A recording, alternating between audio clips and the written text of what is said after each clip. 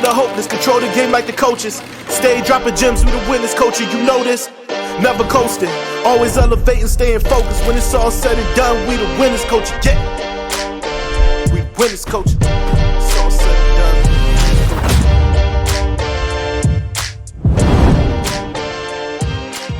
What's going on, y'all? Welcome to another episode of Who's Hiring, cultural commentary for the creatively employed. It's just JJ. Today we here with Diamond A. Durant, Director Durant, Amani is Faith, Jay Duce behind the boards, and Riz with the big R and big Z. You feel me? Every time. You feel what I'm saying? How everybody doing today? Let's check in. How y'all feeling? Well. You feel well. You feeling all right? Well. What you got going on today? I heard you going to see Destin Conrad. I am. I'm going to see Destin Conrad at City Winery and City Winery? Yeah. That's a good venue for him. That's super intimate and yeah, it's gonna be a good show. Yeah, I'm supposed to be going to see him in 2 hours. So I'm excited. Period. I'm excited for that. One thing about Director Durant, she gonna keep the schedule full. Of course. You see what I'm saying? Cup full to the brim. Right. How y'all doing? I'm good. The sun came out today. That really changes my mood instantly. I walked around Rittenhouse. Rittenhouse is like the storybook part of Philly that I don't ever spend time in, but when I'm down there, I'm like, this is so cute. Yeah. I see what people be talking about when they're like, Philly is the cutest city ever. I get it. When you're in them moments and them spaces and the cherry blossoms and all the things, you're like, Definitely. It's super cute. So it was a good start to the day. I'm good. Thorough. Yeah, definitely. Feel the same. Gotta go on a little walk today later. Work, which is cool. But it's cool. It's really getting back into the flow. It's been a welcome week back to the city. I'm not gonna lie. It's easy to get back into the routine and everything, but I think we got new neighbors in the midst of that week I was gone. We get the fire trucks outside, ambulance outside. There's too much going on, so it's back in the city, back in the flow. But it was a good week at work though. Also was solid getting back in the flow with the kids and everything. Why was it a good week at work? It's not even ironically. It's just funny because it's getting surreal a little bit. But kids keep asking for my autograph at the end of when I teach them and we have a dope day and then they learn I do music and everything. They be wanting my autograph and I'm really signing papers and they going home and looking it up. So it's cool just seeing how just from a 2-hour interaction you could really make an impression on people. Yeah. So yeah, that was cool. That is mad cute. Yeah. I mean, I'm good. Family good, business good, life good. So I'm chilling, man. I'm happy to be here. Let's get to it. Period. I need that on a shirt. We gotta make some shirts. We gotta figure out how that go. I'm good too. I can't complain. Yesterday we was on Broad Street talking to random people, and that's always enlightening. You see what I'm saying? I found out that our water is dead, and we need to reinvigorate it. Positively charge the ions, get it back moving. And if you really look at it, water flows in rivers, water flows in lakes, water flows, waves, and oceans. But our water is bottled. So, we might have to do something about it. Look into that if you don't know about it. Do my copper on for bro. Shout out to your name. I would say it, but I ain't going to spell it. So let's get it. All right. So for today's check-in question, it's Women's History Month. We highlighting women. So tell me about a black business, a woman-owned black business that stands out to you in the city, in Philly. I go shout out M. Gotti Beauty, you know what I'm saying? Black owned, copper, you see the jewels, hair care products, she does it all. So go tap in mgottibeauty.com, Mgotti Beauty on Instagram too. Go look into it. Okay. Period. Yeah, I follow that up. Shout out Alethea's Fragrance Candles. That's my mom. She really been doing her thing with finding a niche, you know what I'm saying, in her lane. And she's always buying candles. So now to see her creativity come to life with making candles and just adding something new to the candle space, I think is dope. So shout out my mom. Alethea Fragrance Candles. Yeah. I love a candle. Okay, yeah, for sure. I got to shout out my good sis, Darian, the community curator. She runs a social impact agency, a community curation clinic that helps other small businesses and nonprofits with strategic planning, with fundraising, with grant writing. She's really all that and everything in one. And so shout out to Darian and the community curator. Period. Okay. I mean, I feel like it's only right that the first shout out go to Dollar in the Dream Co., Amani, with her grant writing services and, community resourcing. And also First Sunday Studio, You feel what I'm saying? Director Durant with her event and experience curation, she could really bring your brand to life. I feel like that's where we got to start at. And then shout out to Pish Posh, another Winners Culture alum. DJ Nash. You know what I'm saying? DJ Nash and International Bounce. Shout out. My brain. I was about to say shout out STEM lady, but Camille. Yeah. Camille, STEM Social. Shout out to Camille Smith and STEM Social. And all the beautiful black women who come through the Winners Culture and share some of they gems with us. Period. Definitely. Ooh, y'all name some good ones. Shout out Adriana Williams of ADW. Shout out Shannon Maldonado, Yowie, and the Sable Collective, Shanti Mayers. Also Botanic Village, florist, black-owned florist in Philadelphia. So those are my shout outs. Where's that at? I don't know if they have a physical location, but she's on Instagram, so you can rent. I've done like through agency work, have rented a couple bouquets through her, and she also activated at Black Star Film Festival last year. She was like there, you could do a custom bouquet. So That's hot. yeah. Okay, I feel like everybody did their shout outs, but why did you shout them out? Like you gotta give them a little more. Why did they get the shout out? I shouted out Zarian because she helps small businesses and really nonprofits, people that are like community driven and mission driven. And we all know that people that like lead with passion for community, passion for anything, really like don't always, what they're doing is what they're passionate about, but everything that it takes to do what you're doing, all of the back end stuff, the strategic planning, the administration, the accounting, the finance, everything that goes into it is a whole separate thing from your passion. And she has really made an impact in being able to like support people with all of that extra stuff that you're doing, so that you can actually make an impact through your passion. And I just feel like that's so dope. It's so needed. It's such a specific skill set. And she's super brave because she's doing it by herself. Like she's doing it at an age where there's not many of us at this age that are smart enough to even see that back end work that goes into it and don't have the skill set to do it. So I just think that she's really, really brilliant and that a lot more people should tap in because a lot of people need her. Yeah, I think Amani,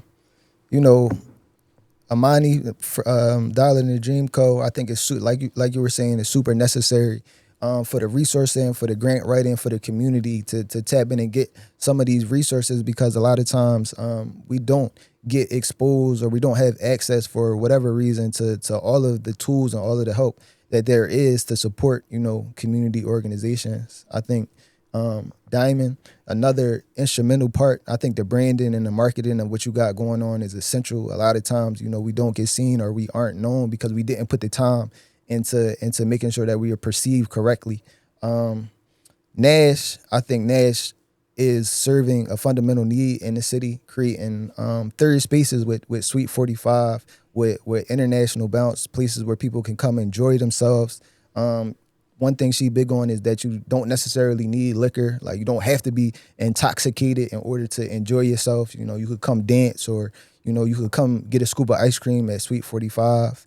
And Pish Posh for just releasing her creativity and taking it to a broad level. Like she had a global collection with Urban Outfitters. To be able to do something like that as a local creator in the city, I think these are all monumental achievements. And Camille, with STEM Social, I think being a STEM person myself, coming from a background in kinesiology, knowing that that's one of the least populated black fields where black people are in science, creating that space for us to gather in multiple cities, I think is super necessary. So, fire, yeah. I had to shout out Alethea's Fragrance Candles just because one thing about my mom, she's worked in the medical field like her whole life, and she's also had to see like a lot of sides of just what medicine can do.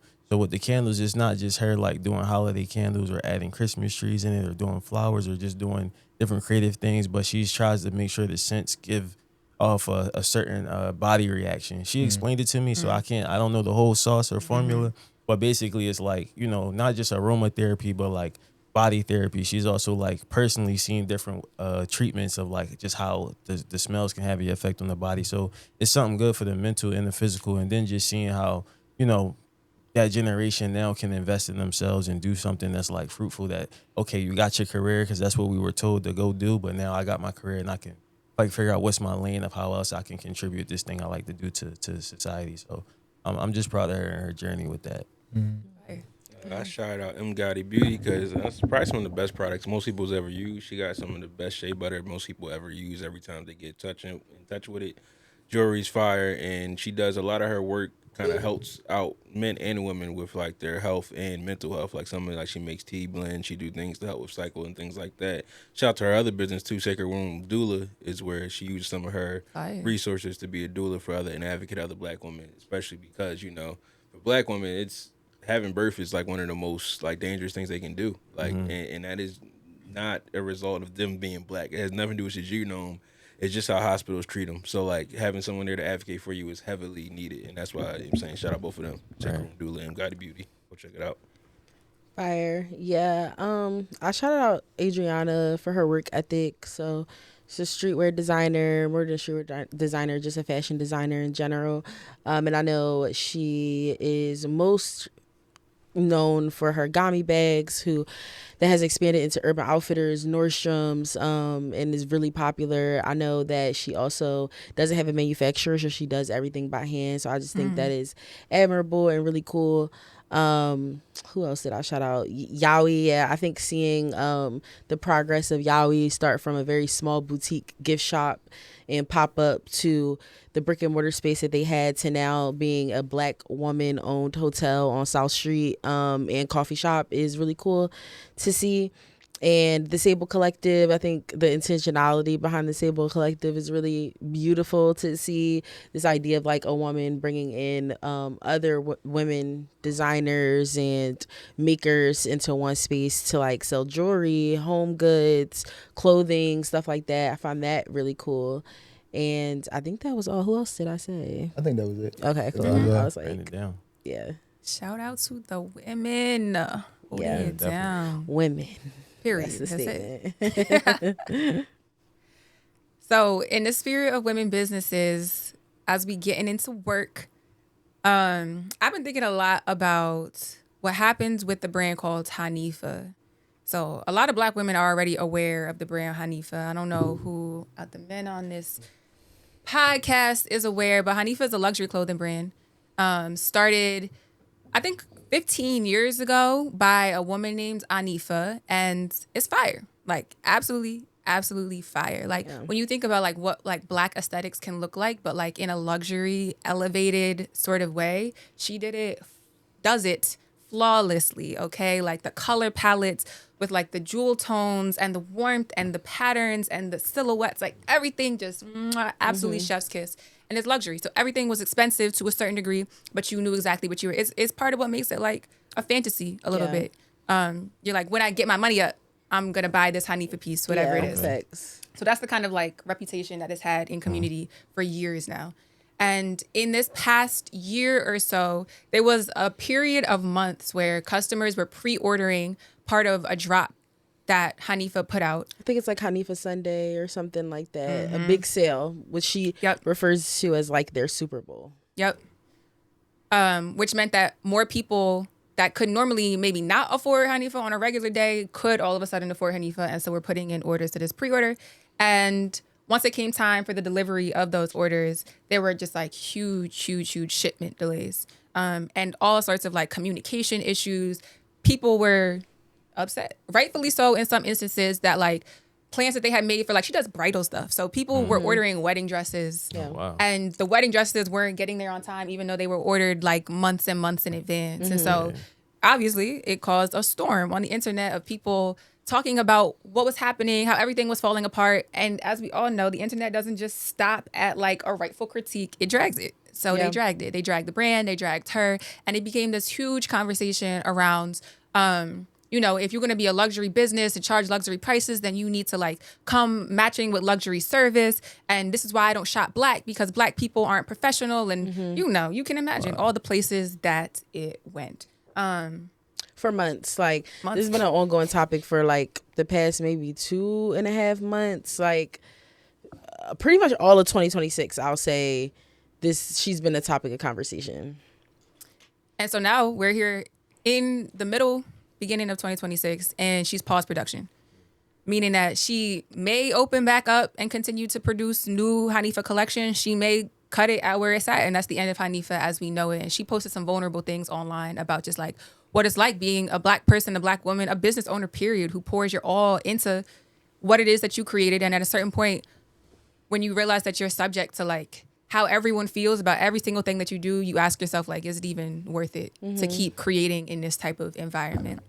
So for the context of like all of us being people that are building their own things and ultimately needing some level of validation from our community in order to keep doing what we're doing, I'm really curious how y'all feel about basically just like how much grace do small businesses and specifically Black businesses need and or deserve from customers, people that are willing to pay money for their services? And even to make it more personal, is there a time where you needed grace in yourself as a small business, or a time that you were working, just like, is there a time where you needed grace to add context to sort of what Hanifa was going through? Yeah, I think, first of all, I never had heard of this before. And so I went to the Hanifa page and I'm looking through the collection. This is fire. This is crazy. Like, yeah, her branding has always been not regular. very on par. Like, she's definitely not just a traditional designer. Like I said, she grew to a point, or like Imani said, grew to a point where she expanded a whole bridal collection, which obviously takes a lot of budget, a lot of material sourcing, a lot of creative, like, you know, when you're designing people's wedding gowns. But yeah, to your point, Imani, I've seen the whole Hanifa thing play out as like someone who owns Hanifa clothing and has been like a supporter of Big Hanifa stepper. for a long time. It was definitely like, I do think there is something to be said. Obviously, you can't predict shipping delays, right? Or production delays. But I think for me, it's always like the communication of it all.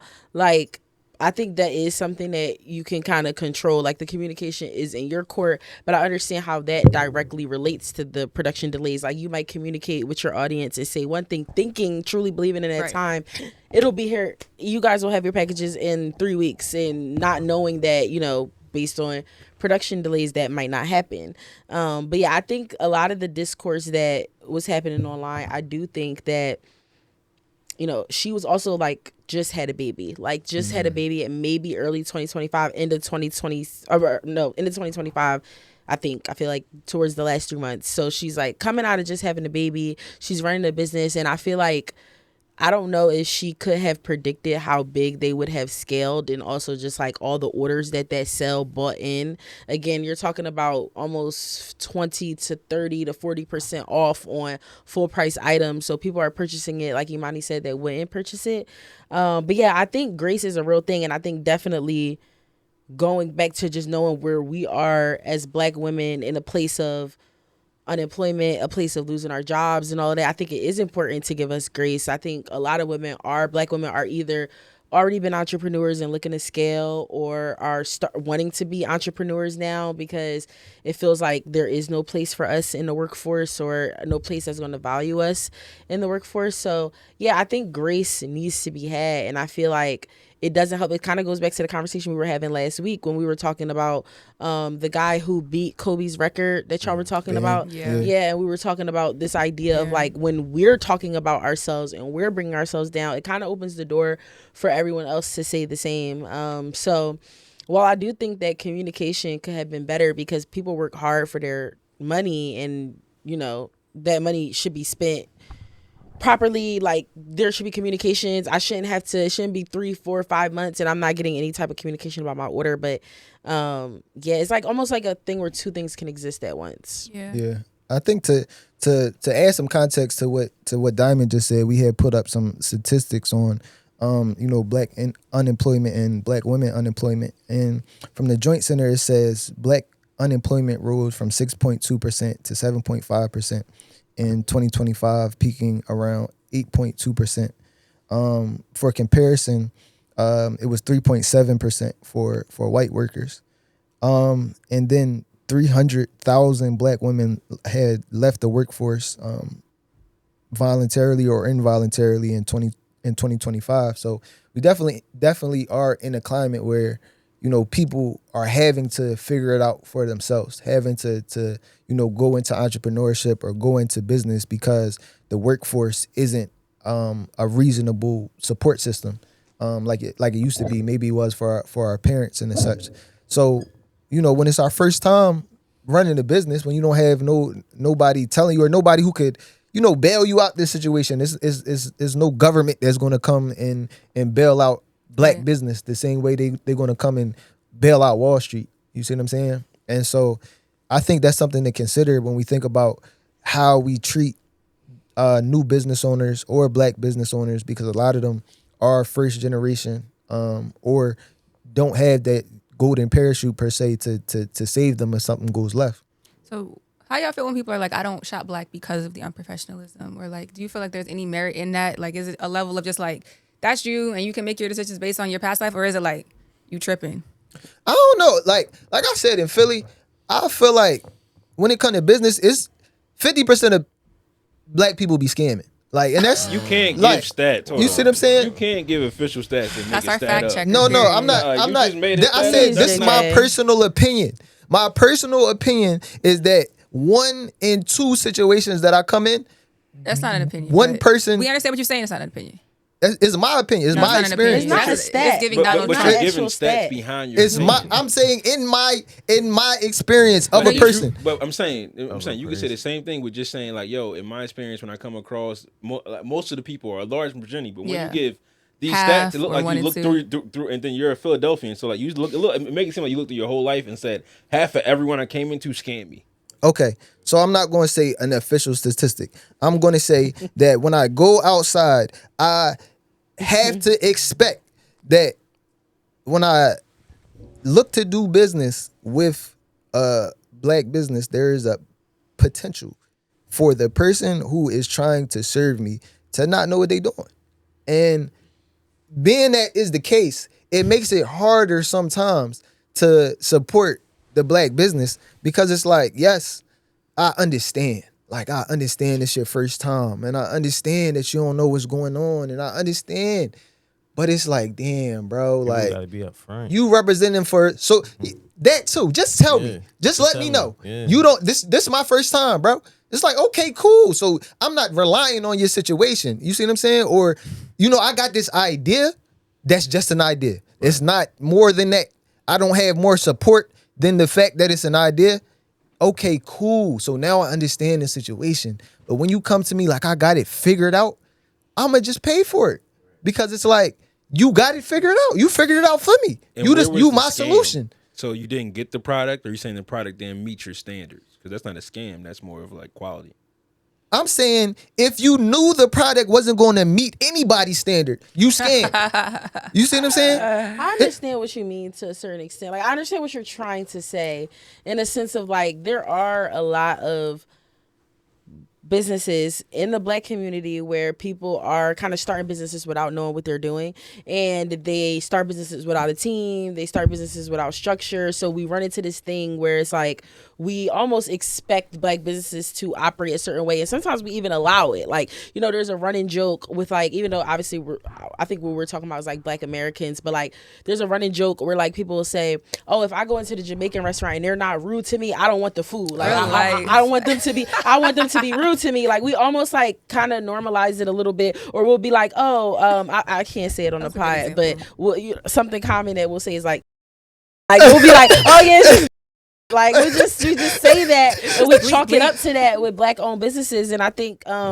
sometimes it does almost feel like a scam though, because a lot of times what we're good at is like selling a dream. Yes. And yes. it makes me think of like a topic that I saw on TikTok where people was like, yo, if somebody is charging you for mentorship in any way, that is a scam. Oof. Like, mentorship is free. Like, and I firmly believe that, by the way. Like, that's across the nation though. Yeah. Everybody's doing that. Everybody Everybody is doing that. True. And I think you see it a lot with like we're black people. We're big on like, oh, I'm about to do a workshop for this. Like, come out to my workshop, come out to my webinar. So I think, sometimes those types of things, when you get there and you sit in a webinar and somebody and he telling you just chase your dreams, just do this after, it almost feels like a scam to you, because it's like, what is this? Like, why am I paying $50 to join your webinar for you to tell me to chase my dreams? I feel like it's a scam when you start thinking about profit before you start thinking about value. Yes. You see what I'm saying? for sure. And so like, That's it right there. I think when like we was talking about STEM social, right? She built the value first and then the price follow after, because I know that I'm giving you something quality. I proved it. And of course, I'm going to feel this way with winners culture as well, because our price didn't start rising until the value of the product was proven. Right. You see what I'm saying? I'm not about to charge you all this cheese for something that I don't know if it work or not. You don't know if the bread pudding good or not. Stop selling it like you know it's good. You see what I'm saying? Like, I don't understand. Like, I think for me, it really raises a question when I think about people and creatives in general, because I think we all we have our things that we want to start and all of that. But I think when you come from a money-driven place, it shows. To me, it's easy to see it. I can always see when somebody is money hungry. I can always see when somebody's, really trying to, everything is money. They're money motivated, essentially. I can always see that in a business or in an individual person. But I also think, and I want to know y'all's opinion, because it really raises the question for me. When I see people that don't pour everything into their work or everything into this, it makes me step back and question, like, do you actually love it? Because people will, it'll be people like music artists, right? That'll be like, yo, I love music, I love music, I love music. You don't never see them in the studio though. Like, it's just like, do you actually love music? Because if I don't have the gift of making music, but if I did, I can only imagine like I would be living in the studio. Like that's like my thing. And I know everybody's circumstance is different, but I think people will be like, oh yeah, my passion is like I want to run this restaurant. Then you get to the restaurant and the food is bad and the service is terrible. It's like, so is this your passion? Did you focus on? Or like where did your time go? Where does your time actually go into this? And I think that's why sometimes we need to look internally and lean inward and be like, is this something that I really want to do, or is this something I think I want to do? Because if your natural mind every day is not, yo, I got a little bit of bread, let me hop in the studio, like, then I'm going to be questioning about if this is even your passion or not, because every piece of money I got is like, all I can think about is how I can invest this into my business. Like my free money to me is like business money. Right. So I don't know. I guess that's just difference in personalities, but I do wonder that for people sometimes. Yeah, I feel like people don't be serious. Like a lot of times that's why a lot of things don't get done. People group projects like in any capacity, even now as adults, is like people say we want to do this, they could talk the talk, see the dream, but then it's like they don't really want to do it. Or if they do want to do it, they have this idea of what they can do, but don't understand the steps of what it takes. And that's because a lot of us haven't been taught steps. So then they bite off more than they can chew, and then they can't deliver the goods. And I feel like it's either that, or in a case like Hanifa, I think she didn't understand her demand. So like that's not her fault. Like I wouldn't expect you guys to come bum rush the door, but then it's just again, all right, can I communicate from here? And I just feel like overall, it's the trust in the community. We don't trust that we can communicate with one another and be upfront and honest. Or if I do be upfront and honest, will you give me grace, or are you going to bash me? And if you're going to bash me, why are you going to bash me? Why can't we just have another peaceful agreement about it? So I think it's just a trickle down of like this feeling. I mean, marketing don't value honesty, and you could tell me if I'm off with this, but I feel like the way that people approach marketing is about making yourself look the best possible, not about telling a story, which maybe is a different way to approach it. Right. But like, if it's about making myself look good, the tools that we have now to do that via social media make it so that you can make yourself look good before you've done anything at all, and that is it's so dangerous. It's a game unto itself. Yeah, it's that what you say is really it. That's exactly what it is. And it's crazy. I was just having this conversation with somebody yesterday, because I was telling them, oh, like, I was wanting to throw a launch party, but I was like, I feel like it's cringe when people start celebrating and throwing launch parties for stuff, but you don't see no work behind it. And they were like, no, yeah, like I think that's fine. You launched, so it's a launch party. And I'm just like, no, like, because that's a known thing in Philly. Honestly, as somebody who's been born and raised here, it's a very known thing in Philly where people will tell you they're starting a business and you never hear anything about it again. Like, or you never just, you know they got a business, but you never see any work or proof of concept behind it. It's very rare. That's why we go so hard behind the businesses like Nash, where it's like Nash tell you, oh, I'm opening up. I seen Nash sometime last year walking down Front Street, and I ran into her. She told me she was opening up an ice cream shop. The ice cream shop was open in 3 weeks. Like, literally, next thing I know, the ice cream shop was open. Like, you don't see stuff like that in Philly because everybody tells you what they're gonna do, and they go get a logo created, and they be like, yeah, this is what I'm doing, but you never actually see any work behind it. So I think that's But I think coming from places where if you don't have a lot of capital to start, then these things like running a workshop or a webinar, these things like having a launch party or making a logo or the whatever, that's the free stuff that you can do that can turn around into something, right? You don't have to have the money to produce a product, to produce the t-shirts. You don't have to have the money to buy a brick and mortar store.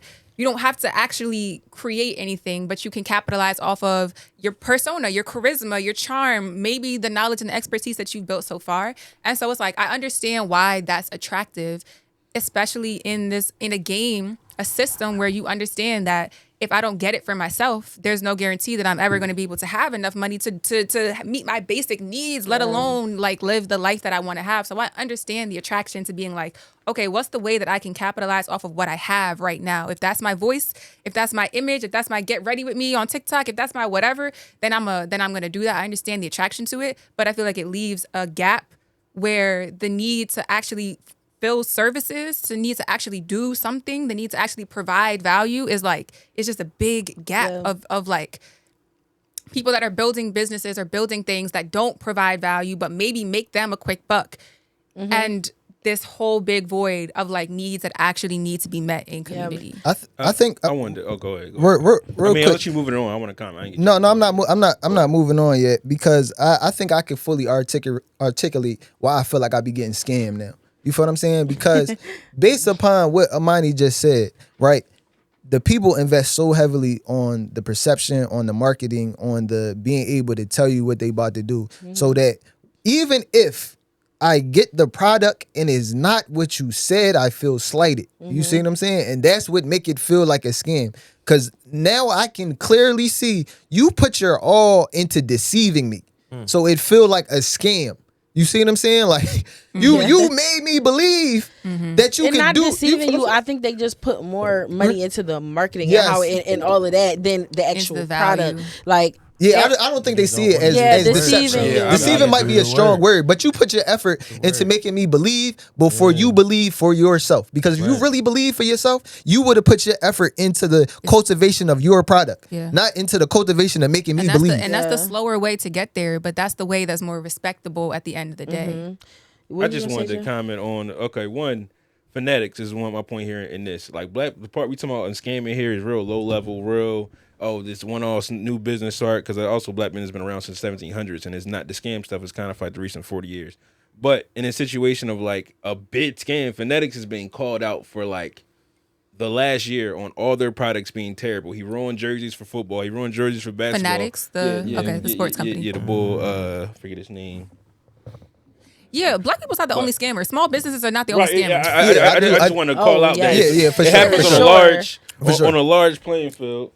Absolutely. Yeah, unqualified. But that's what makes it even more attractive to black people or people that don't have a lot of capital starting businesses, because you see that like this other is people the game. doing it right. This is the that game. is a so fact. You're like, that is a fact. I'm That's just playing the game. Like and the fastest way into the game is to market myself as one of you, as one of the people at the top, as one of the people providing services. It's like you think that you are playing, you don't realize that in order to play the game, you also have to like essentially do some level of harm to the people that would like buy your service or that would participate in whatever you're creating. I feel like I could go on and on about this in terms of like, y'all know when we did our talking heads, that was my biggest thing, is about world building and marketing. Like that's probably like what I'm the most passionate about. And I think what the conversation we're having really goes into that, where a lot of people, and specifically black-owned businesses, do not really understand what marketing is. If you was to ask the most random person what marketing is, I think a lot of things people will immediately say is like a logo and, you know, what my Instagram looks like. And it's so much deeper than that.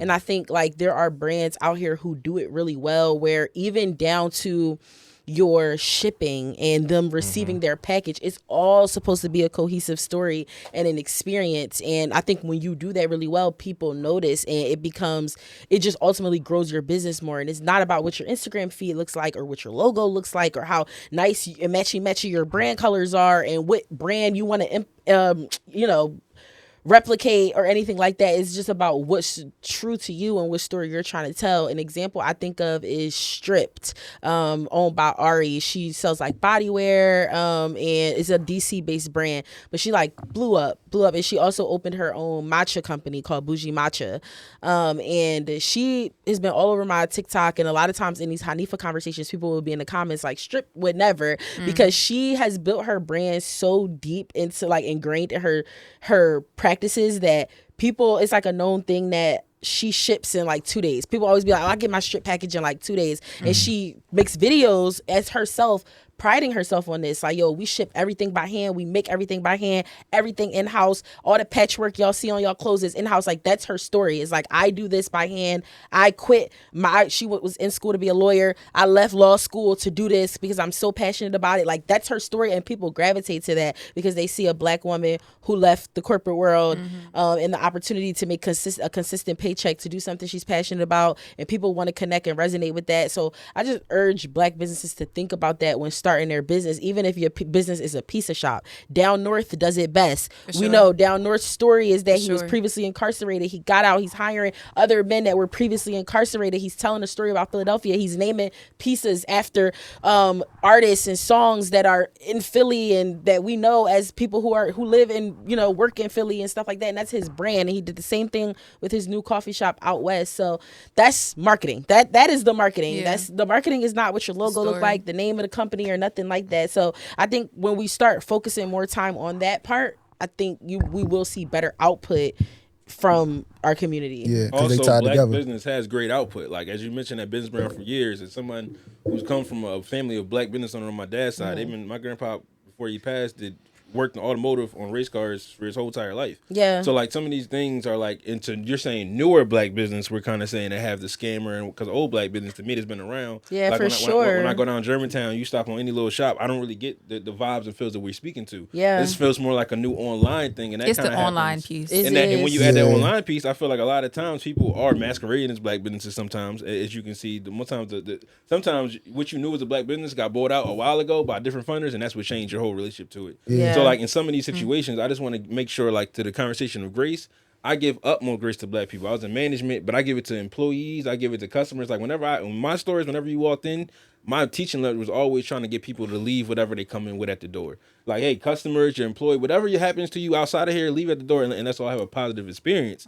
Because that way we can kind of have a good interaction. But like, if I'm mad and I'm mad at Black people and I walk in your Black business and it's Jamaican spot and you a little rude to me, I might go off where this food has been great my whole life, but this one day now it's online and now the thread is running. Yeah. So like both things happening online is kind of like Right. antithesis right now, because sometimes people never step foot in these businesses and they trashing them. So like Yeah, in a absolutely. situation, I just think to the Kitchens point and of grace- cocktails. yeah. That was a good example. That's a great example. People were talking about the damn tables. Like, are we coming for the food or are we coming to Yeah. analyze the interior Yeah. design of the tables that we eat on? They talking about, the table was shaking while I was eating. Like, what does that Whoever matter? paid And I attention think to to that. Jay's Right. point, people were talking about that. Like, the person was saying, like, yo, y'all never even been here. And y'all talking about the food is this and y'all would never go. And this is just this, that, and the third. And this is just another expensive restaurant we don't need in Philly. But you never even went and Yeah, tried we it don't- out. So I we think love that's eating real. ourselves And from the also, inside out. Black businesses are not a monolith. Like, Yeah. everyone is different. And I think to what you're saying, I 100% agree. In Philly, there are so many mom pop shops. I think of Southwest Philly,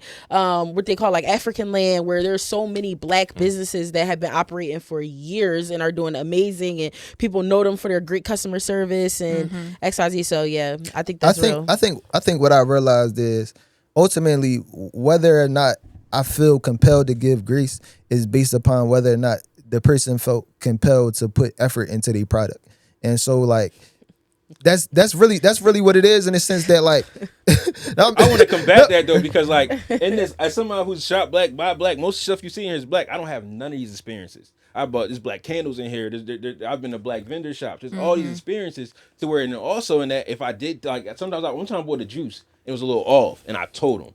And he said, "Hey, best thing Watch your happened. mic. My bad, my bad, bro. Yo, it was a mistake. Yo, I was resting this back. I'm like, when you understand some of the stuff that people go through just to get this business in front of you today, like you give them a little grace. So sometimes I would ask you, JJ, in all these businesses that you had negative response with, how many times did you go back to them with a maybe a critique and have the convo? Not at the same time, maybe not while you heated or angry at it, but like to go back and be like, yo, y'all could do this a little bit better. And I have had experiences where like I didn't buy nothing, but the bull was rude from the door and I left. So like some situations have happened, but more than not, I have a good reputation. And whenever it's been like something off, even that time when I left, he tried to clean it up at the end because the energy was off, but it still made me feel away and I left with my family, so I left. But like in that regular point, I would have been cool to still shot with Buddy. But like the energy was off and for my family, that's I'm out. But like in the situation, the energy being right is kind of like more on us as consumers, because like to say this about black business, I'm saying in that it sounds like we're saying other businesses do it better. So like to me, all of this like in managing stores all across the nation, in some of the whitest parts of Pennsylvania, I've had way ruder experiences in those areas, way different experiences in those areas. So like to the whole global approach to this, I feel like because we black people and you do most business with your own people, we see it into a particular lens. But like when you broaden it up, it's scams going all over the world. There's people doing crazy things all over the world. So like I just think we got to open up that lens and give our people grace, no matter what you think they supposed to do before you get there.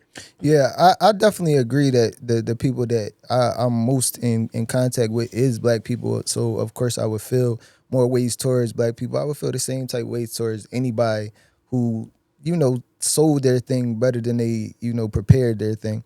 But overall, I definitely think that like in a situation like Hanifa, like she has a really great product. Like that product is like exceptional. Like, and I'm just looking at it online. If the reason why we giving Hanifa grace is because the demand has exceeded expectation, I think it's absolutely necessary. I think when it gets, convoluted a little bit is when we giving grace because the quality of the product is low. But in the situation, because we was all supposed to give a time when we needed grace in business or in work, and so I'm gonna start in that sense. When I first started doing the winners culture, a lot of the work that I was doing was basically unpaid. Like I wasn't really getting a lot of money for it. It wasn't that.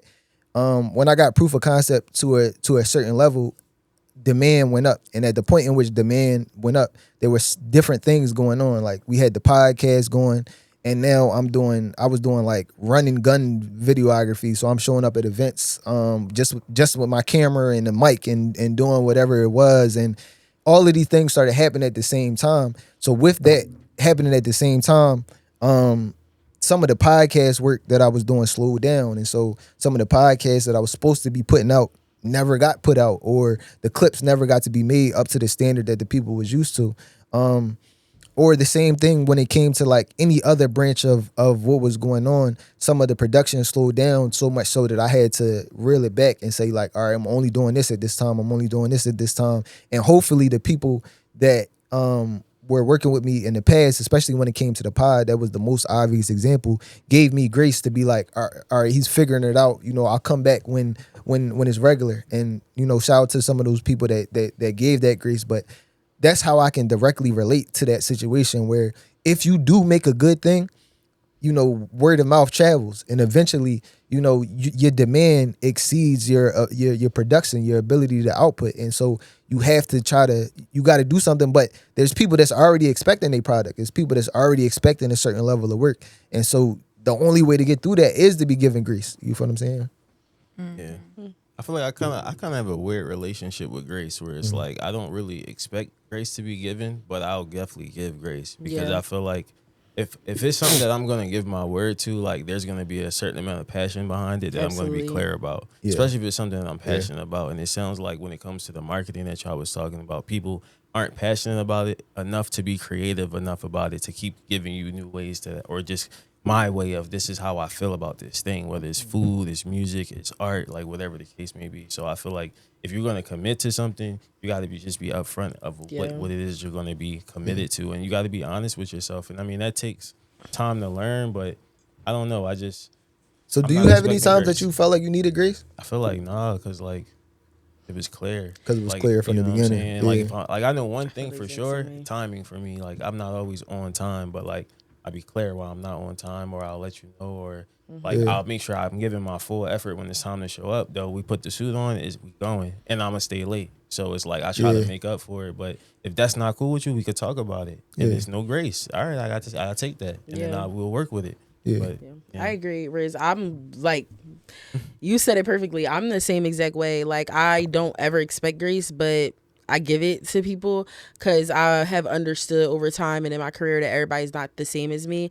I can definitely 100% sit here and say with my chest, nothing that I've ever led has been unorganized or unprofessional or anything like that. Now, whether I was a part of something, I might not have been the leader in it, might have been working on it or whatever the case may be. But anything that I had my hands on and Diamond was directing or Diamond was leading, I put my what I do is my passion. So it would be literally almost impossible for me to let it get unorganized or for me to let it get unprofessional because it's my form of fun, like, is doing my work because that's what I'm passionate about. Like, I will sit there and organize an Excel sheet because that just is what gets me going. That's my personality. Like, and I've understood and have been more graceful over the past few years with understanding that everybody is not like that. Everybody is not that type A type of person. Everybody's not going to be as structured or whatever the case may be. So I've learned to give grace over time. But even me, like the one time when I was thinking about the question, like one time that you maybe needed grace, probably like my grandma passed in 2023, but right after that, maybe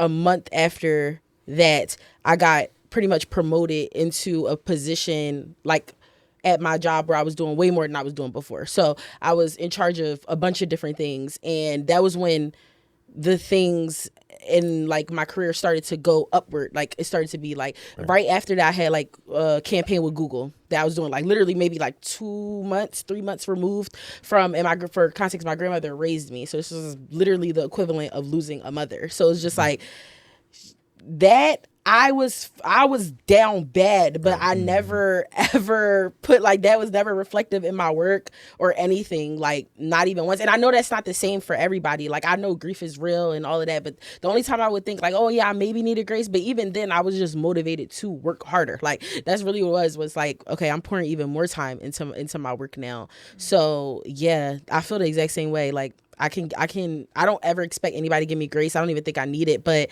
I'm always giving it out for sure. For me, I've needed grace probably like in jobs where you manage multiple people and your day don't start off the best. I needed grace those days. When you first off started something new, like hey, that joke last time when I ran a medical facility, I needed grace those first couple of weeks, which you didn't get, but like I needed it in those situations. And I was saying some days at work you get grace so you don't need it. Some days I had employees walk in and be like, yo, I laid off you today because I saw you was upset. So those days I appreciate for. And I and also on this whole grace point, I said black businesses, but if you're doing any mentoring, any scamming, you selling anything online that's a course, all of it's a scam to me. I don't trust none of it. So let me make sure that's clear. And none of it. I don't like you selling to teach me nothing. That's online. So like in a situation in that, but like I needed grace in all the situations. I needed grace last year when I lost my brother. Like I need grace more often than not, and I think we all do. But I think sometimes we got to be tough. Like you know, a lot of this for me with black people. When we go back to black business, I feel like for us, sometimes you get the attitude because we was tired of shucking and jiving. Like some people just was like, all right, I started my business so I could be me, and I wanted to be myself. And sometimes people are not the most happy duty. Everybody not a Chick-fil-A employee, but they do great work. And even though they a little upset, like those Jamaicans, the food be fire. So like I just think everyone could use some grace. Yeah, and I also think that like it just works better if we all honest. That's more so what I mean. It's like if you going through something, just say you going through something. Like if this your first time making a bread pudding,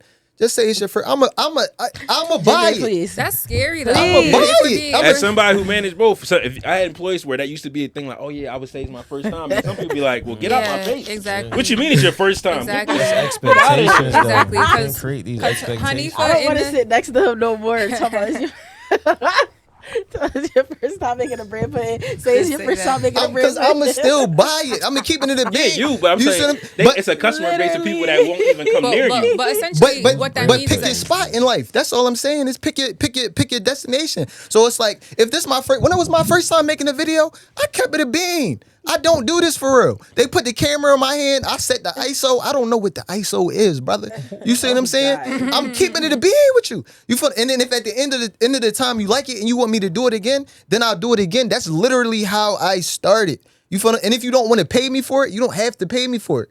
You see what I'm saying? So then you could get to the point in life when I say my price is this because I came from when the price was $0 and 0 cents. Right. You see what I'm saying? I really earned my stripes. Yeah. So it's like everybody has to come from that. And if you were the type of person, $10,000 could be anywhere. I earned my stripes before I ever charged a person. I sat down here, learned how to use every piece of equipment, learned ISO, learned everything I could, troubleshooted every issue I could before I even offered to record some of my podcast. So my price started off because my personal investment into it was above 5 figures, and it's still steady climbing. And then also I put the hours. That's not a good enough reason. I put the hours into it. So when my first project came out, it looked fire. I knew what to make it look like. Same thing. He's just saying I trained. He's just saying what I'm saying is, but people be like, people be like, my mic costs $2,000. My mixer board costs $10,000. My all this money that you spent does not equal time and experience. It does not. It does not. If you earn every single dollar of what your mic costs, then you could talk to me. Right. But if you just went out and bought your mic, you just bought a mic. Like the other rich, whoever that bought a mic. It depends on the story though, because sometimes that mic you saw is the 6th mic that person bought. I bought this mic and that didn't have the right sound. I bought this mic, this didn't do good. It's trouble and testing is all I'm saying. Yeah. Sometimes I you think can test y'all both without saying having the employees. same thing. Yeah. I'm just saying this multiple ways. I feel like on that note. Right. On that note. All right, so damn, we actually sequenced this perfectly because the next thing that we going to look, she already smiling. Look, she was ready. She I actually don't. Okay. Yeah. I was like, wait. So as Philly creatives and people on the Philly creative scene, we've seen the rise and the setting of Rec Philly. And I think that Rec Philly was an important institution for the city of Philadelphia. I'm gonna read some of these thread posts because I feel like they perfectly encapsulate some of the talking points around the conversation around Rec Philly. So one person, this looks like the Malik on Threads, said Rex Philly's closing was such a yawn in the creative scene is low-key comical because the amount of horror stories I heard is kind of insane.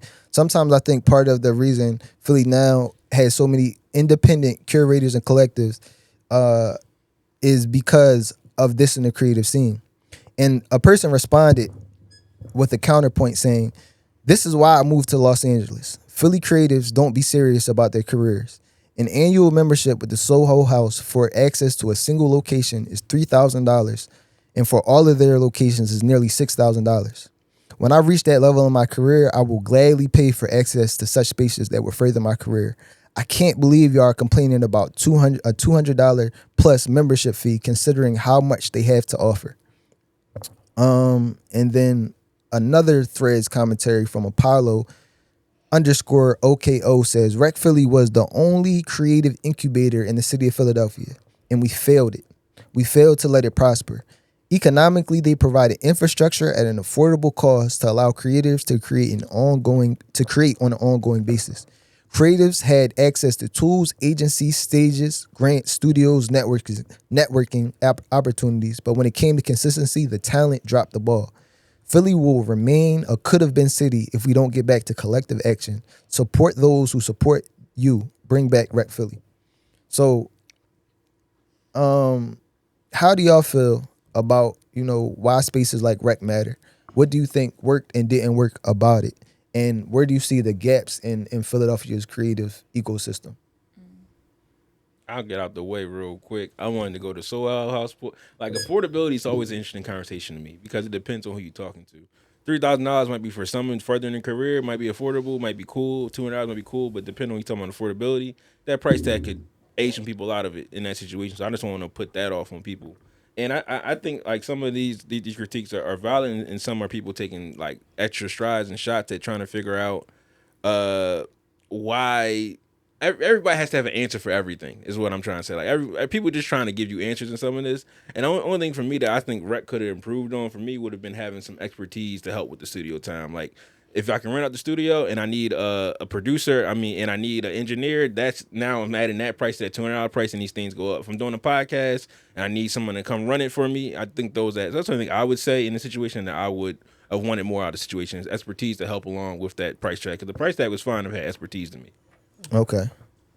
I think that the idea behind Rec Philly was really attractive. And as far as like third spaces in the city, it was super unique. It's definitely one of a kind in Philly as far as a place that not only creates community in a super broad sense of like bringing people together, which everyone's mama today, grandmama today, kids is talking about creating community, but it had the unique benefit of being able to add infrastructure to that community. So it's bringing people together around these different spaces that can actually bring purpose to your gathering. You can create art in this space in any number of ways. And that's like super, super, super attractive. And I think like in a zoomed out lens, $200 a month for access to all of that it absolutely sounds cheap, damn near close to charity. Yeah. And in like a zoomed in perspective, when you're thinking about a person that has the paycheck that you have and you got to think about coughing up $200 out of that every month, you like, damn, I don't really know if I got $200 a month. So it's like, I see both ends of that spectrum. And I absolutely think that the space that Rec Philly like played when people thought like, where can this thing happen? Or where can people like Rec being a natural answer is something that the city needs a replacement for, period. Whether it's Rec or it's something else, but like a central gathering place, a hub, a home for creatives, the city needs that in some way. And Rec absolutely was that stand-in that just like, it's a given, it's a default, it's Rec Philly. On a personal level to you though, like as a Philadelphian, do you feel like $200 is a lot to pay a month on in a creative membership? Something that so gives I you- paid. Sorry, Go ahead. I paid almost $200 a month to be part of my dance team, right? Yeah. The Creative Reaction, which meant that we rehearsed basically almost 8 hours every week, and we competed in competitions. But if we competed in a competition and we had to pay an entrance fee, we paid that ourselves. If it was costumes, we paid that ourselves. So it was $200 a month plus whatever else it took, and that was like. It was a worthwhile investment for the time that I was in it. And it's not something that I would ever say like, oh, they need to lower that price for what they're offering. And so from that same lens, I'm like $200 in a zoomed out perspective, you like, that's worth it. It literally is damn near charity. Yeah. And at the same time, I also know how painful it was. Like part of the reason why I'm not dancing right now is because that $200 a month started to feel like, all right, I need to have more flexibility in how I can use that. So I really do see both sides. I think that when it comes to the cheese, like $200 a month is nothing when it comes to like investing in what you care about or what you believe in. And so a lot of the sentiments to me must have reflected that you didn't receive return on your investment or value. And I think that goes two ways. You feel what I'm saying? If you didn't receive the value from your investment when the opportunities were available, that's on you. Like, can't nobody give you that drive. And that's something I've seen a lot in the studio space. It's like, I've been a part of teams that have managed artists or, and the resources be there for people. And they don't take advantage of them, and then they blame the management or the system that gave them the resource. You didn't do this for me, you didn't. Right. But I know for a fact that we did. That you had access to X, Y, you didn't show up. You didn't connect. You didn't network. You didn't boom, boom, boom. And so I think there's a level of personal accountability that has to take place in any situation that where there's the amount of resources that Rec has and that you didn't take advantage of. You didn't make no connections that was worth $200 a month. Yeah. You feel what I'm saying? How much is that a year? $2,400 a year? You can meet one person and that be your contract and that shit, you feel what I'm saying? Like, and that has happened. That's definitely happened. I feel like when it comes to Rec, obviously I have a personal perspective on it just because I worked at Rec Philly for almost 4 years and seen it go through so many different changes and take shape so many different times. And I probably was working there during their most pivotal years. I initially came on and joined Rec's team when they first got their investment from Thou Who Shall Not Be Named and was expanded to Miami. So I was a part of that expansion plan and I was able to see it, like I said, go up and down. And I've seen it through highs and slide lows. Up and down. And when you talk about affordability when it comes to Rec Philly, it's really a difficult conversation, right? Because I agree that $200 is is nothing when you think about investing in your dreams and you're thinking about, oh, like this is something I'm passionate about. And there are, like, a lot of times when we talk about Rec Philly, we forget about the creatives who were there that were doing that and that were investing $200 a month and was running full businesses through Rec Philly, whether it be through using studio time or meeting creatives there. So many different creatives that were doing that. But I think a lot of the conversations that I know that was around Rec in terms of affordability was the value in which you're able to get. And I think what happened with Rec was a miscommunication and a misunderstanding of their brand promise. I think a lot of people, because Rec is, the thread said it, really that only creative incubator in the city, the expectation that we had of them as creatives was so high. And their brand promise was their brand promise. You know, Rec really never guaranteed, there was no guarantee that you would get agency gigs. There was no guarantee that you were going to come in the studio and somebody was going to teach you this craft. There was no guarantee that you were going to come in there and meet this person or meet that person. But the guarantee was this third space, like this the opportunity to. And I think sometimes, what was missing was a lot of creatives weren't taking that extra step themselves and expected to kind of come into the Rec ecosystem and get an opportunity. Like, you know, I know y'all doing this with Creator Day. I would love to be a photographer for this, but without putting in the work. Like, just like any community, Rec had people in there who, you know, had been there longer, and creators had been creating out that space since they were a warehouse on 9th and Dolphin and all that. Like, that was real. So they, like, obviously had their pick of like who they wanted to be in their agency. But I think the idea of like you getting to come to an event and you getting to walk up and have a personal conversation with somebody like Joe Freshgoods is extremely valuable, and it's up to you if you take that opportunity or not. So if you're pulling up to a creative space and you're only going because you got studio time and you pulling up with 3 people you know and you're not talking to anybody, or you're not coming to the events, or you're not putting yourself out there, like, I think all of those things will make your $200 feel not worth it. But I also know that what a lot of people thought Rec was, and the expectation of Rec was just not what it was at the end of the day. And as someone who knows Rec very closely and knew the in and outs of that company so well, Rec is really a place for really what I would call a beginner creative, even someone or a building creative, I will say. So somebody who is looking to network, connect with people, might not be even from Philly, might just have moved here and want to connect with other creatives, looking to kind of hone in on their skills, learn new things, get new resources, is not for, and I think Rec went through a lot of identity crisis where they didn't know who they were for and started marketing to different crowds. But ultimately, I think that was their audience. Those are the type of people that would pay their membership. Those are the type of people that were coming and had been, like I said, members since they were in a warehouse and they didn't have 12 creative studios. Like, when they didn't even have heat, they was in a warehouse with no heat, and creatives were coming and paying their membership every month to come there and be a part of this ecosystem. So I think like it is an ecosystem. When you specifically talk about the Soho House thing, it's easy for a place like LA to have a Soho House that charges thousands of dollars because the creatives can afford that, because those are the opportunities that are coming within the city. But when you talk about a city like Philadelphia, where the creative opportunities are not just falling off of trees everywhere, and we're not making, it's not very easy for you to make $200,000-$300,000 a gig. It's going to be harder for you to just put up money for your membership every month, especially when those opportunities are not coming. So it's like a cause and effect type of thing, where it's like we're not getting opportunities, so the $200 is a little bit high for creatives that are not getting opportunity in Philly. If you're imagining they're working for themselves and they're struggling to pay rent already, that idea of like coming into a third space, it can be a little bit difficult. So I think is knowing your flow. Like, before we get the, because Dan brought a great point about why it was for people in their new beginning, but also the number of resources crammed into one space. If you were an established person, you could do everything you want to do at Rec if you knew what you were doing. Yeah. That's why it's kind of like, if you could make the best out of the membership, you could, because you could host your own event there. For sure. You could record voiceovers in the studio. There's a podcast studio, there's a dance studio. So if you're a multifaceted individual or later in your game, like, I think a Top Dog in my mind. Top Dog would come through his whole operation at Rec. The commercials, he could do, record voiceovers with the bull in there. He could do a podcast on why you need to get it, and it would work out the best for him.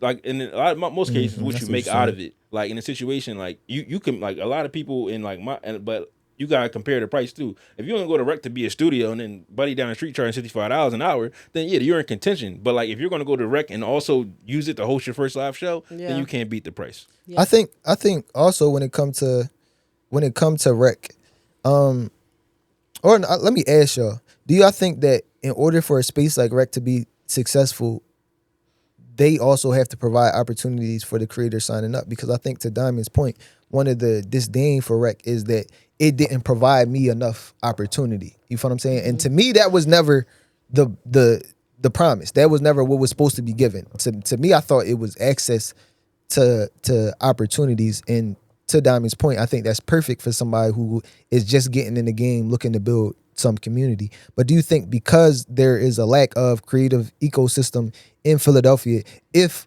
an institution like Rec is going to exist, it's paramount that they provide opportunities to their members? I say yes and no, but more so no, in the sense of what Rec wants to do is that's what they're providing. Because there's every artist comes to the city thinking this is going to be the thing for me. It's going to change everything around. And now there's these expectations of what is this access going to provide me? This access should provide me.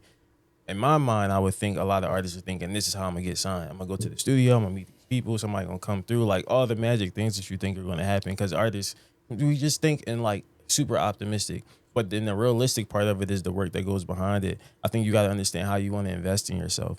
Again, like, can I build my world here at Rec, or does Rec just a piece of what I use and then I go do something else somewhere else and then come back and use Rec? Rec is just a resource. It's not the whole entity of everything. And I think people literally stands because for they got a resource kick for every creator. Right, exactly. Literally stands for resource for every creator. But if you gonna drop 200, you gonna feel like, damn, I'm giving this my all. So they need to do everything for me because this all I got. So now you emotionally investing something into it that never promised that to be that for you in the first place. Yeah.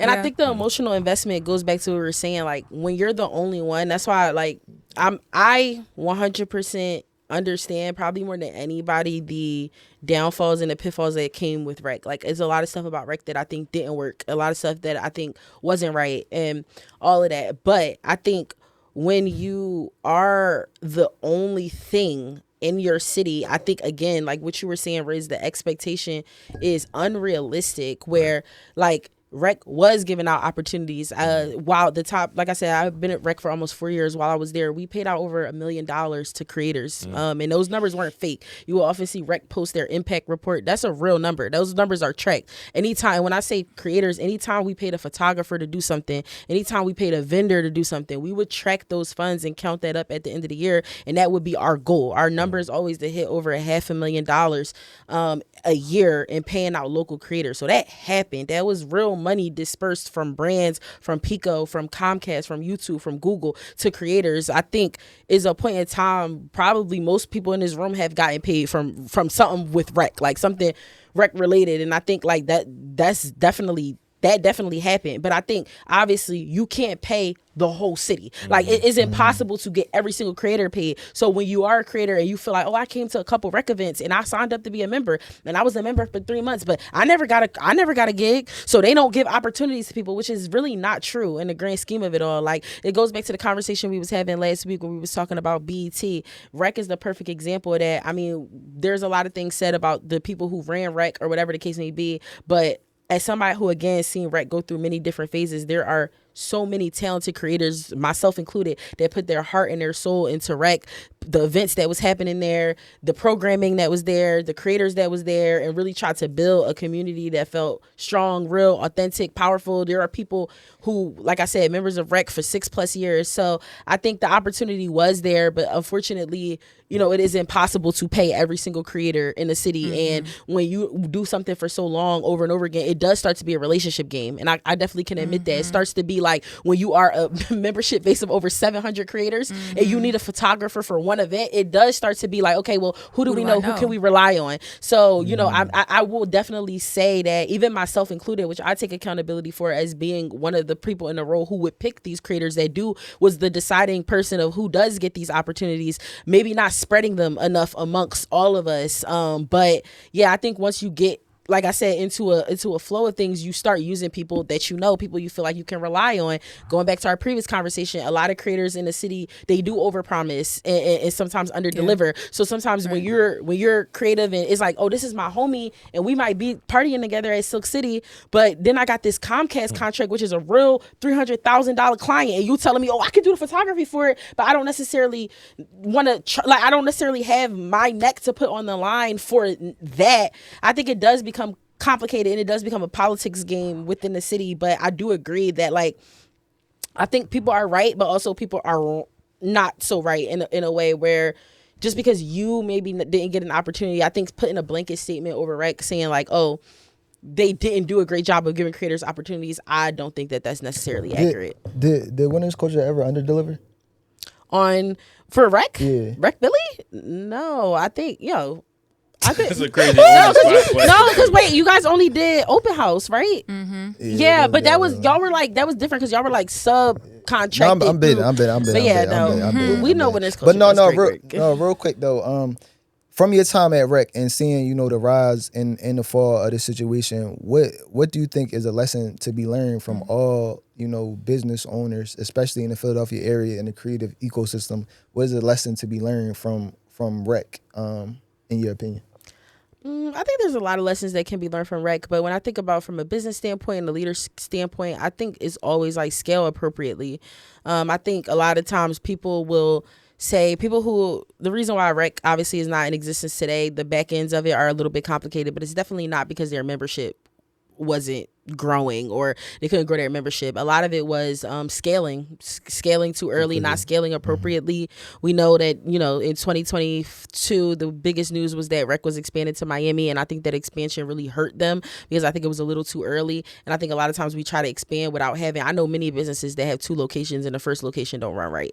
So that's the biggest thing about Rec was that they didn't really figure out, they were a community-based company. They really didn't figure out what could give them strong, powerful community in Philly, and then they tried to expand to Miami, places we hadn't been, and we're trying to expand there, and it's really hard to do something like that in Philly and let alone Miami. So I think that's really what it is. Like, I think watching how you scale and perfecting your product, not even because perfection is like this fake thing, but just putting value in your product before you try to scale, and not really, what's the saying, like not letting your eyes get bigger than your belly. Yeah, that's really what it is. No, and to you, that was great. I just wanted to add, also to some people that feel away about their subscription model. I think the one thing they could have did, which I seen from working in nonprofit space and ones who haven't and don't, is turn some of those original people for the years into mentors. If they had mentors built in the rec to when you get your membership and someone's assigned to you to walk you through how it's supposed to go, I think that does a lot. And a lot of people overlook that part of the business part of people. A lot of people hate supervisors, but they are needed. Yeah. Because you need someone to kind of make sure everything's in line for you so that you can, and everyone on the team understands what we're going forward to do. So if that, once that person get their membership, they had a mentor, then a lot of this, what I hear in here, goes away because someone's telling you, oh yeah, well, cause you're not gonna get signed. Yeah. No, P.D. Pablo not about to walk through this drawing and sign you. It's also about understanding. But you definitely can get signed off of the space, the venue, the opportunity. You posting, being in a fire studio, you having a stage to perform on now and get your audience right there and get captured is going to get you signed. Yeah. And that mentor could have provided that. I agree, and I also think I'll add one last thing is just understanding your customer, because when you are targeting creatives, right? Like we all as creatives, we know that the journey not linear. So when you're doing something like paying for a monthly subscription in a year from January to December, it might be a point from March to June where you're just not working at all. Like you're not feeling creative. You don't want to go to the space. You might be going through something in your personal life. You haven't even touched your we had we had creator categories at Rec. So the biggest creator category we had was what we call music creators. So we know Rec had more music studios than it had anything. So you might be a rapper, you might be a singer, you might not have touched the studio in months just because you're not feeling creatively inspired. If you are already just a middle income person in Philly just working on a normal level, you might be like, okay, I'm canceling my subscription this month until I go back, because I'm not paying $200 for a studio that I'm not going to. So I think that also is just understanding the creative journey of in that whole year. Is very rarely are you going to find a creative that's I'm paying $200 every month. I'm actually going to use these studio hours every month. I have something to make every single month. It's hard. So that was one of the things I kept offering, day passes and stuff like that, which opened the building up to not just, it didn't seem so clicky and that type of thing, because anybody can come and create and stuff if they were interested, versus needing a membership to come in, or even being able to bring guests into studios and stuff like that, or something like that. I think that system would have worked a little better. But I think the turnover rate for membership really came from creatives not always feeling creatively inspired, or, you know, might want to test the studio out and get there and be like, no, I'm not really feeling this no more. So I'm going to just cancel my membership. Like, that's completely normal. So I think with dealing with that, you're going to see peaks and pivots into your membership numbers. So I think that's natural. There's this video that I wanted to show, but that really the summary of it is like how community as a business model is just really challenging in general, because it's certain types of people that are going to be attracted to community as a business. And one of those types of people is people that are in transition or people that are new to a place. And I think that that's part of like kind of what you were saying about like the building creative, like people that are at the beginning of something. And you're nod to the fact that a lot of people that were in rec or making use of rec were people that weren't even like born and raised in Philly, people that came to Philly and were trying to find community, trying to find where the creative's at. And like when there's a place that says, I'll give you community, that's where those people are drawn to. But that's not a stable model, because those people eventually leave again, or they don't stay where they're at. And then there's the type of people that will stay in that space forever. And like with rec is a little bit different because there's the promise of like the creative tools that you can use. But the bigger idea was that when your main promise is community, the type of person that stays in your community forever and continues to pay the subscription model forever is generally the type of person that can't build community elsewhere. And like they aren't the type of person that other people really want to be around for whatever reason it is. You pay for community because it's difficult for you to make community outside of this space. And so just like community as a business model is difficult to sustain in general. Yeah, for real. I mean, I think it's all relative. Like, if I had to give Rec an award, I would give them, like, Space of the Year for the last half decade. Like, when it comes to a venue and a space to get your platform seen, opportunity, and be in front of some of these people, like, some people, like again, the story sits off my mind, I'll go by real quick, is that we bumped into somebody whose whole point was to see Gillian Wallow, and he got the opportunity at the end and was able to make something of it and get and really have a moment. Yeah, and really have a moment. So, like, I would definitely give him an award for the venue. And speaking of award shows, the Oscars were this past weekend, and I wanted to get right into our discussion from the pre-show. So we talked about One Bow Another and Sinners. And some of the awards, to give a quick brief overview, Sinners had 16 nominations, but only won 4. They won Best Actor, Michael B. Jordan; Best Original Screenplay, Ryan Coogler; Best Original Score, Ludwig. Ludwig is on a run. He ain't losing an award in music in a while, and that's about to get some of my point in this. Best Cinematographer, Autumn Durand. I'm sorry, I'm not gonna butcher her last name, but she's also the first woman to ever win that category. So like these are some great awards, but at 16 nominations, there was 4. So as I read, I wanted to read some of the stuff that won for like the awards of the night. Like if you go into it, Best Picture was one battle after another. Best Actress was Jessie Buckley, Hamlet. I didn't watch Hamlet, but that's one of the ones I gotta watch later after the award show to see if it was worth it. Me too. But then Best Supporting Actress was Weapons. I really think that could have went to somebody from Sinners. Directing was the should award. have. Was the woman from Sinners nominated? Who played Michael B. Jordan's love interest? I can't think of her name, and I don't want to butcher it. Yeah, I don't want to butcher either. I know that you talking about. She should have won Best Supporting sister. Actress. Yeah. I'm sorry. I hate the who should have won, but I was disappointed that she didn't win Best Supporting and Actress. I feel like when you get 16 nominations, I think should have won is definitely in conversation because 16. They should have swept. It's most of the night. So like. And then for Ryan to lose to One Bow Another for directing to me. Now I know Paul has been in the league, and sometimes you get these awards that feel like they're for your career and your body of work. But like for this year, like when you look at what he's won, like to give the best cinematographer, best score, and best screenplay, and not win best director, it's kind of crazy. And also my actor won best actor. So like in some of these things, like yeah, I'm happy celebratory Michael B. Jordan won. That's the 7th black man to ever win that award in history. Wow. So like we're appreciative of that moment. But like for me, like when it comes to recognition, it's just like the Grammys. They get like that Nipsey year, they got it right, but then they get it a little wrong later on. So like it's still a battle, and I still like some of the conversation around. I don't think we're boycotting, but let's make sure we get some other people in the room still. I think that boycott conversation resulted in a lot of people signed up to be a part of the academy. And a lot of new people, a lot of new voices, a lot of new faces, where you even see these 4. Because a lot of people thought they was going to get 1, and that was just going to be screenplay. So, and score. After I saw, for context, I saw Sinners 3 times in a row when it first came out, like across the span of like 5 days. I'm a member of the Philadelphia Film Society, so you get early screening access to movies sometimes. Not super early, but say the movie comes out on Friday, they'll send you an email like, hey, we're having an early screening on like Monday or Tuesday. So I've seen like Barbie, the Pharrell Lego movie, like when big movies come out like that, you get like a couple days early. So I went to go see Sinners alone on a random rainy night. Alone. Like a random rainy We night. doing some reviews this year, man. Yeah. We doing. I know what you're talking. It's gonna continue. Yeah, no, I will do that. That's like my favorite thing to do is go to movies by myself because I don't have to talk to anybody. But yeah, I feel like I went to go see it alone, then I went to go see it with someone, then I went to go see it with someone again. Like, it kept across the span of that first opening week. I saw it 3 times. When I saw the music scene that often gets referenced in Sinners, I was like, Ryan Coogler is gonna win director of the century. I thought he was going. Of the I had century. never.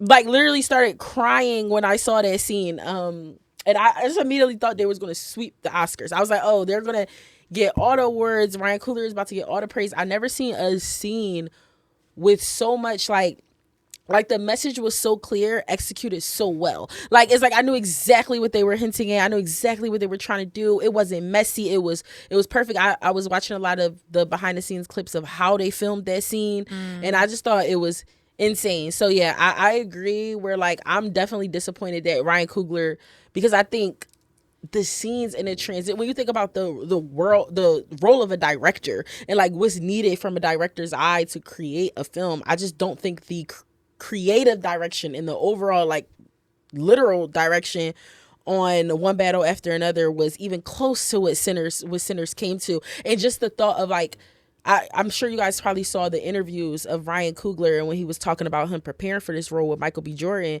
and all the preparation that went into it from a director's mind, to the point that he went and interview. I saw, you guys probably saw the interview where he said he was going and interviewing sets of twins to understand for like a long time before they even started filming Sinners, because he was trying to understand the mind of twins and how twins operate, to the point that he interviewed a set of twins where I think it was something like where they said they never basically like turned, like they don't, when they are facing issues, they immediately like turn their back to one another. Like they protect one another almost immediately. And he shows scenes in Sinners where he mirrors Michael B. Jordan doing that, which he got from a conversation that he had with twins that's from his hood, like from way back when, like twins he grew up with. And he just sat with them and was like, yo, how do y'all? And they was like, yeah, if one about to fight, like we immediately go back to back. Like we go back to back and like we protect each other. Like we literally got each other's back. And he emulated so many of his real life experiences in that movie, and I think that only can come from a very genius director. So I think he was more than deserving of that award. I think they won best screenplay, right? So which is seems to be. My question is, go ahead. Do you feel as though like we should be appreciative of them winning those 4 awards because they are heavy hitters in awards and making history, or should we still feel a way about the other 12 we missed? I think of course. I mean, I don't know. Because, like, you know, when it just come down to the Grammys and to the Oscars, so much of it is in people that's not our hands to decide, you know, who our champions are. And I don't, like, fundamentally, that idea has to be contentious, because it's like, you can't put your faith in somebody else to pick who your best joint is. You feel what I'm saying? Right. And but you know, in the broader scope of things, to say that, you know, it's the 7th black man to win for best actor, these things matter to the broader, to our anatomy as a people, as Americans, like not as black Americans, but as Americans. Like, these people deserve to get that type of recognition. And so I would never take it away from them. I wouldn't say that it's worthless. I wouldn't say that it does, because, you know, just in the concept of Sinners, to be black and to be awarded means you have to work twice as hard. Yeah, I was just about to say that. Literally twice as hard. You see what I'm saying? Because Michael B. Jordan and Ryan Coogler have been working hard for a long time. Like, we're not about to act like, you know, I saw a clip with Ryan Coogler where they asked him if he thought Sinners was the best movie he made so far, and he said it was hard for him to answer that question because he felt like he made the best movie that he could at that time. He was 28 when he made Fruitvale Station, which is crazy to think about. He's like, I felt like we made the best possible movie that we could at the time. Fruitvale Station had me bawling. I can watch Fruitvale Station right now and be crying. Not just because it was overall a sad story, but just how it was executed was so beautiful. So I feel like they've been working hard, him and Michael B. Jordan. And I just wonder if they were white, if they would have been gotten these awards, and like a best actor, best film, best screenplay. But I do understand, you know, the whole screenplay category, because what Sinners was really an original film, something we had never seen before. Right. So I think when it comes to original storyline, original original characters, which one battle after another was that too. But we've seen themes of what they were talking about in there. We've seen themes of that based off of a book. It was based off of a book. This was an original story line, and I think maybe that was their difference in like best film or whatever. What was the category? Best picture versus best screenplay. I think maybe that was a deciding factor, just off the fact that this was an original literal screenplay that he kind of wrote. So I think How the do they thing decide I think winners? I think the thing when it comes to one battle after another They though. all get like a little. It's a vote. You get a certain number of votes if you're a part of the academy. You only get a certain number of votes, and you get like a tally sheet to get mark your vote. Probably on the phone now, but you just historically got a tally sheet, mark your votes, and go on. So it's members again of like an elite club that we don't know who they are. just like the Grammys, like there's Grammy chapters, and then they essentially get votes and stuff like that. Like there's a Philadelphia Grammy chapter that they like you can be invited into, and they also help Grammys pick like people who win Grammys essentially. But I think one battle after another was a good story, and I really appreciate like a good story. You feel what I'm saying? And when I say a good story, and when I say a good story, I mean it got told well, and it didn't have no point. Like it was entertaining. It was entertaining. It was entertaining, is what I'm saying. I don't necessarily think it was a good story. I shouldn't have said good story. I shouldn't have said good story. That's why because I shouldn't have said good story. I shouldn't have said good story. For them winning, it's like Transformers winning or Avengers should have won. Yeah. Like Something these like are that. films that are Yeah. that it's like that level. But like what these are like Sean Penn winning this award over Delroy and them for me was like the disrespectful smack of the night. Yeah. Because of the white guy winning for being the most racist thing he could possibly figure out to be. Like the racist thing he could figure out to be, and he won the award. Like that goes back to our slavery conversation, winning awards. Like to highlight that is an issue for me. Like, okay, he bodied the role. But like, I mean, they've been bodying that role for since we got here. So like, I don't think it's an added thing to what Delroy did with Sinners was just so like impactful. And I think when you say supporting actor, I think that word means like what you do with your small time. Like Viola Davis won that award for like one scene. I can't think of the movie it was, but she had one strong scene in this movie, and it overpowered the whole movie. If you share the movie, the only thing you're gonna share is this scene. So like. For Delroy and that, he was a scene stealer in Sinners. Every chance he get to give you something, you felt that. Like, you felt like that was your grandfather talking to you. So, like, he did the role and beyond to me. So, like, when we get into that, so when I cringe a little bit when you say story. Like, entertainment, yes, it was Tiana Taylor pregnant. Like, all that is great. It's visually appealing. Like, you can argue this in different categories, but for, like, the categories they won, I just think it was something to make sure we didn't overdo it for this black film. That obviously was the picture of the year. So we can all agree that Sinners should have swept. Sinners should have swept. One battle after another was a good entertaining. That's what we'll call it. We'll call it entertaining. Shot very well. Yeah, shot very well. It was a well done, entertaining story. It was shot well. It was an deeper than entertaining story, but it was nothing deeper than that. I thought the message was just like, you really don't need a white man for anything, because like he was basically just like there, and he kind of was just like, that's what I thought. That's how when people, at least that's what I took from it. Honestly, watching one battle after another was the biggest like punch in the face for me, because I watched that film and I was off social media, and when I got on, I really enjoyed it. So when I got on it, because what I took from it was to me it was like almost satire in a way of like, that's what I see felt. this white man, like you see this white man, but he's not really doing anything. Nobody and even has in no the point. end, it was almost like I didn't take it as like inherently like racist or any type of undertones to it, because I thought like it was supposed to be funny in a sense of like, yo, white men, they really, you can't rely on them for nothing. Like all the the nigga way the white man, he was on a couch,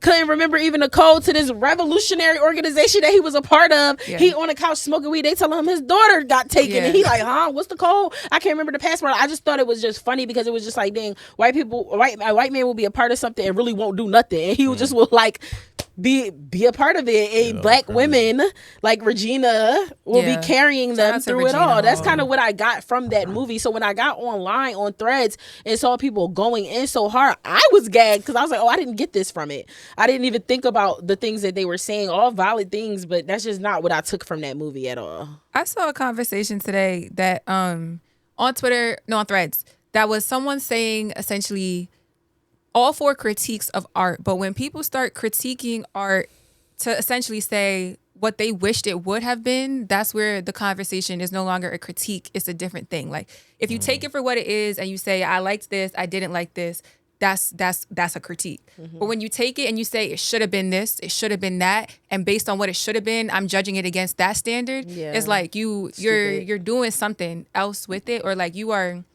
just like holding it to this like other creativity to it. That's not what it is. That's not what it is. Like, and I feel like that happened a lot with the one battle after another thing. Is like, if you wanted this, if this is a story about a revolutionary moment or figure that was like really deep and like it was supposed to represent Black women, then this is a weird way to do that. Yeah. But is that after you watch the full 2.5 hours of the movie, is that what you think that it is? Yeah. Then the critique is like, I understand what you're saying, but like, is it really a critique of this particular movie, or is it a critique of the movie that you wish that it would have been? Yeah. And I think we could just celebrate the Black actors and actresses that were a part of that movie that did really good despite whatever their role represented. Facts. Tiana Taylor killed it. Tiana Taylor always kills it.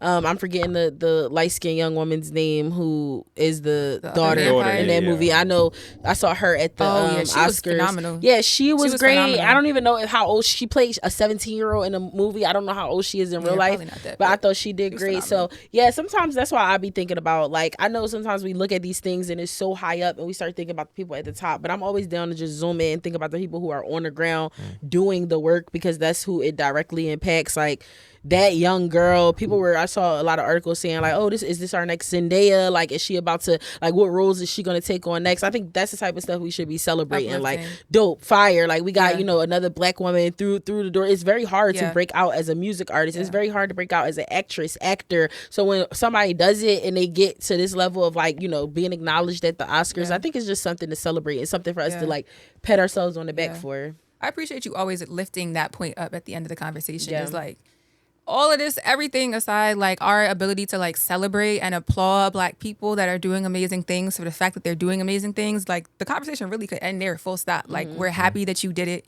We're proud of you that you did it. And like, yeah, that's it. Keep going. I feel that's because I literally relate to that. I was that person who was like doing good work, but people kind of was focused on like the organization I was working for. People were so focused on who's leading it is doing this, y'all, the leaders are this or doing that. But I'm like, yo, it's like 10 of us that come here every single day and be here from sun up to sundown, literally pouring our everything into this because we really believe in it. And I think those are the type of people that need acknowledgement more times than not. So. Excellent. I think this was a good John.